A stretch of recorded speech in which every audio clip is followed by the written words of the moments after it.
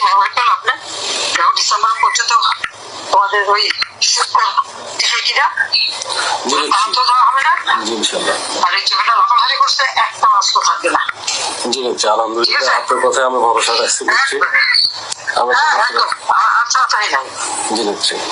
তবে আপনি একটু মাথা ঠান্ডা রেখে আপনি আপনার কৌশলে এগোলে ঠিক, তবে সবাইকে সবটা বলার ঠিক আছে।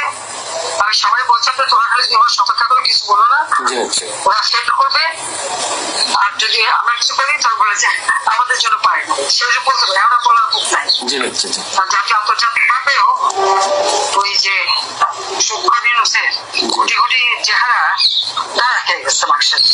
অলরেডি বাংলার মানুষ বুঝতে পারছে, ভয় থেকে মুখ খুলতে গেল না, এখন ভয় পাওয়ার কিছু নাই, ওদের ভয় দিতে হবে সেভাবে প্রস্তুতি না।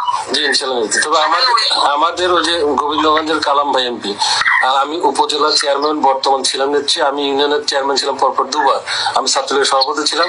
ওনার বাড়ি গাড়ি সব জ্বালায় পুরা দিছে, আমারও বাড়ি গাড়ি সব জ্বালা পুরা দিছে নেত্রী। আমাদের অসংখ্য মামলা দিছে, আপনি শুধুমাত্র আমাদের জন্য দোয়া রাখবেন। একটা কথা আমি বলি, তোমাদের মোকাবিলা করেছে কি? ওই ওরাই নিচ্ছি সবাই, জামাত বিএনপি সকলে। হ্যাঁ আছে, জি আছে। তাহলে সবকিছুকে প্রকাশ করতে হয় না নিচ্ছি, জি জি নিচ্ছি। কিন্তু একটা সংশয় নিচ্ছি, মাননীয় নিচ্ছি, সেটা হচ্ছে গোবিন্দগঞ্জ উপজেলা আওয়ামী লীগের সভাপতি এবং সেক্রেটারি, তাদের নামে একটি মামলাও হয়নি, কিংবা তাদের বাড়ি ঘরে ওরা যায় নাই। ওরা কিভাবে এটাকে ওরা যেগুলি দেখে পোটেনশিয়াল, যেগুলি দেখে রিপ্রেজেন্টেটিভ, যেগুলি মানে শক্ত, তাদেরকে তালিকা করে, এগুলিকে সবাইকে কাউন্ট করে না।